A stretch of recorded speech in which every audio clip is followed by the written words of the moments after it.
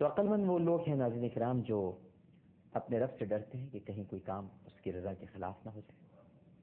عقل مند وہ لوگ ہیں جو اپنے پڑوسیوں اور رشتہ داروں کے ساتھ احسان اور نیک سلوک کرتے ہیں۔ عقل مند وہ لوگ ہیں جو ٹھیک وقت پر آداب کے ساتھ نماز ادا کرتے ہیں، اور عقل مند وہ لوگ ہیں جو اللہ کی عطا کردہ نعمتوں میں سے کبھی چھپ کر اور کبھی ظاہراً خرچ کرتے ہیں۔ اور عقل مند وہ ہے ناظرین کرام جو اپنے رب کی رضامندی کی خاطر اطاعت کے راستے پر قائم رہتے ہیں، اور نفس کی مخالفت میں جو بھی مشقت پیش آتی ہے اس کا ڈٹ کر مقابلہ کرتے ہیں۔ اور عقل مند وہ ہے جو سخت حساب سے ڈرتے ہیں، اس لیے کہ حدیث نبوی صلی اللہ علیہ وآلہ وسلم کی روح سے جس سے حساب کتاب میں چھان بین ہوئی وہ ہلاک ہوا۔ دیکھتے ہیں اس وقت ہمارے ساتھ ٹیلی فون لائن پر کون موجود ہے۔ السلام علیکم۔ ہیلو، السلام علیکم۔ وعلیکم السلام جی، کون صاحب بات کر رہی ہیں؟ میں عطا بات کر رہی ہوں کٹل ایریا سے نا۔ جی فرمائیے میری بہن۔ میں یہ معلوم کرنا چاہ رہی تھی کہ نا میرا بیٹا 4.5 سال کا سوئمنگ پول میں نا ڈوب کے اس کا انتقال ہو گیا رمضان سے 5 دن پہلے۔ موقع پہ میں بھی خود بھی موجود تھی، لیکن میں بس یہ سمجھتی ہوں کہ میں قصوروار ہوں کہ میں اپنے بچے کا خیال نہیں رکھ پائی۔ اور نا پھر یہ اور پھر جب اس کی تقسیم کے لیے یعنی کہ جب وہ گھر پہ لائے گئے تو میری حالت ایسی تھی کہ میں اس کو دیکھ نہیں پائی، لیکن اس کے باوجود بھی وہ میرے سامنے نہیں آ پاتے۔ اور میں یہ سوچتی ہوں کہ شاید ہمارے کسی گناہ کی سزا ہے کہ اللہ نے جو ہے ہمارے بیٹے کو ہم سے اتنی جلدی لے لیا۔ مجھے اس سلسلے میں آپ کچھ بتائیں کہ ایک تو میرے سامنے آ جائیں۔ میری بہن دیکھیے، پہلی بات تو یہ ہے کہ ہمارے گناہوں کی سزا ہے یا مجھے کچھ سمجھ میں نہیں آتا، میں پوری رات جاگتی رہتی ہوں۔ دیکھیے میری بہن، آپ سنیے گا، سماج فرمائیے گا۔ دیکھیے پہلی بات تو یہ ہے کہ میں ہمیشہ عرض کرتا ہوں آپ سب سے کہ دیکھیے میں کوئی عالم دین نہیں ہوں، نہ میں کوئی مفتی ہوں، نہ میں کوئی مولانا ہوں، لیکن تسلی کے 2 بول ضرور آپ کے لیے بول سکتا ہوں۔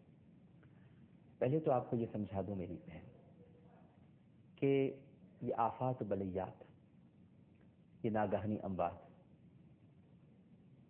یہ سب کچھ طے ہے، متعین ہے، تقدیر میں سب کچھ لکھا جا چکا، قلم سوکھ گئے، صحیفے اٹھ چکے۔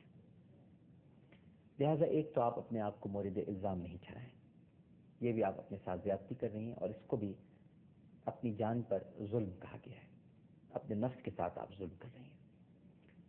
دوسری بات یہ ہے کہ اور ظالم اللہ کو کبھی بھی پسند نہیں ہے، جو ظالم ہوتے ہیں اللہ تعالیٰ انہیں پسند نہیں فرماتا۔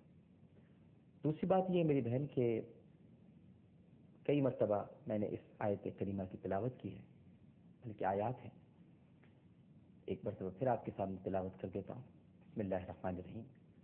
وَلَنَبْلُوَنَّكُمْ بِشَيْءٍ مِّنَ الْخَوْفِ وَالْجُوعِ وَالنَّقْصٍ مِّنَ الْأَمْوَالِ وَالْأَنفُسِ وَالثَّمَرَاتِ وَبَشِّرِ الصَّابِرِينَ الَّذِينَ إِذَا أَصَابَتْهُم مُّصِيبَةٌ قَالُوا إِنَّا لِلَّهِ وَإِنَّا إِلَيْهِ رَاجِعُونَ أُولَٰئِكَ عَلَيْهِمْ صَلَوَاتٌ مِّن رَّبِّهِمْ وَرَحْمَةٌ وَأُولَٰئِكَ هُمُ الْمُهْتَدُونَ۔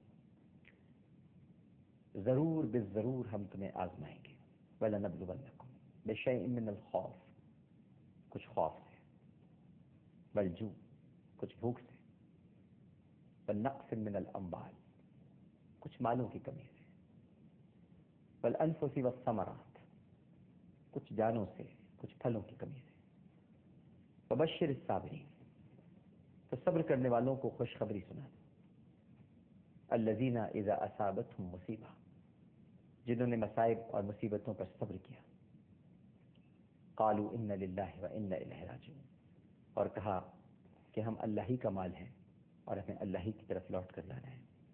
أولئک علیہم صلوات من ربہم ورحمہ، انہی پر اللہ کی درودیں اور رحمتیں ہیں، وأولئک هم المہتدون، اور وہی سیدھے رستے پر چلنے والے ہیں۔ میری بہن، واضح ارشاد ہے، یہ جو آپ کا بچے کا سوئمنگ پول میں ڈوب کر انتقال ہوا ہے 4 برس کا، یہ کم سنی میں مارا گیا۔ والانفس والثمرات، یہ پھلوں کی کمی ہے، چھوٹا سا تھا، سوئمنگ پول میں ڈوبا اور اس کا انتقال ہو گیا۔ تو اس پر آپ اپنے آپ کو مورد الزام ٹھہرائیں کہ میری وجہ سے وہ سوئمنگ پول میں ڈوب کر ہلاک ہو گیا، تو یہ تو زیادتی ہو جائے گی نا. آپ کو تو صبر کرنا ہے اور یہ کہنا ہے انا للہ و انا الیہ راجعون. اور یہ بچہ ان آیات کی تفسیر میں حضرت نعیم مراد آبادی رحمہ اللہ تعالی کنز الایمان میں جو ترجمے کے ساتھ تھوڑی سی تفسیر انہوں نے بیان کی، اس میں لکھتے ہیں کہ، اور بالکل اسی طرح لکھا ہے، آپ اس کو پڑھ سکتی ہیں.